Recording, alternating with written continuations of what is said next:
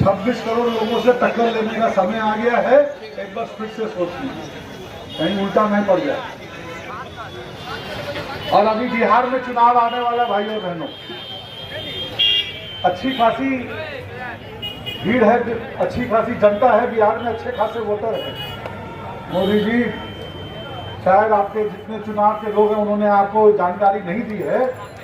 हमारी जानकारी के मुताबिक कम से कम 1 करोड़ बंगाली बिहार में रहते हैं और उसमें से करीब 50 या 60 लाख लोग वोट भी देते हैं।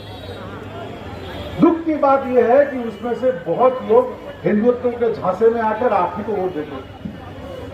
मगर जब आप उनको बंगाली अस्मिता के ऊपर में आप नजर डालेंगे, बंगाली अस्मिता को जब आप चोट पहुंचाएंगे तो मोदी जी ये वोट तो गया। फिर उसके बाद क्या होगा? खेला হবে मोदी जी, बिहारे खेला হবে मोदी जी, बिहारे खेला হয়ে যাবে, বাংলালে তো হবেই হবে।